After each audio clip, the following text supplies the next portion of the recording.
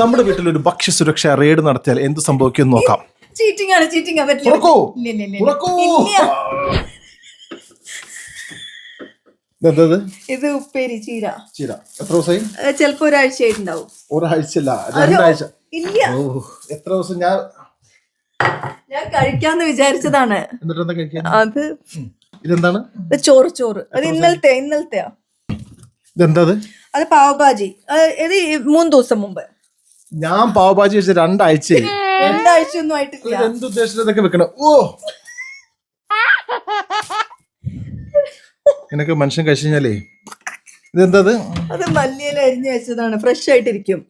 കരിയാപ്പില പോലത്തെ ടെക്നിക്ക് ഇതാണല്ലേ? കരിയാപ്പില ഫ്രഷ് ആയിട്ട് വെക്കുന്ന ടെക്നിക്ക്. 3 ആഴ്ച എന്തായാലും കഴിഞ്ഞു. ഇത് ഇപ്പോഴും പച്ചയായിട്ടിരിക്കുന്നുണ്ടോ? അപ്പൊ ഏട്ടന്റെ ഈ കള്ളിരിക്കണോന്നും ഒരു കുഴപ്പമില്ല. വേറെ അതായിരിക്കണോ? അതെന്താ? അത് എത്ര കാലം പോയിസൺ എത്ര വർഷം കഴിഞ്ഞാലും കേടാവില്ല. മനസ്സിലായില്ലേ? ബാക്കി എല്ലാ പച്ചക്കറികളും ഒക്കെ ഫ്രഷാ. കഴിഞ്ഞ ആഴ്ച മേടിച്ച പച്ചക്കറികളേ ഉള്ളൂ.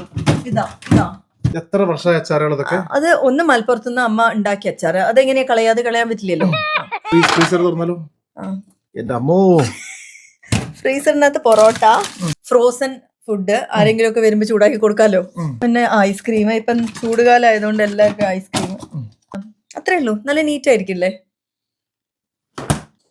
അങ്ങനെ 2 സാധനങ്ങളാണ് ഞാൻ ഈ റെയ്ഡിൽ പിടിച്ചെടുത്തിട്ടുള്ളത്. ഇത് കളഞ്ഞാൽ കൂടി കൗൺസിലും നമ്മളെ ചാർജ് ചെയ്യാൻ ചാൻസ് ഉണ്ടെന്ന് എനിക്ക് തോന്നുന്നത്. എല്ലാ വെള്ളിയാഴ്ചയും ഞാൻ ഫ്രിഡ്ജ് ക്ലീൻ ആക്കുന്നതാണ്. മനസ്സിലായല്ലോ? ശത്രുക്കളോടും കൂടി ഇങ്ങനെ ചെയ്യരുത് കേട്ടോ.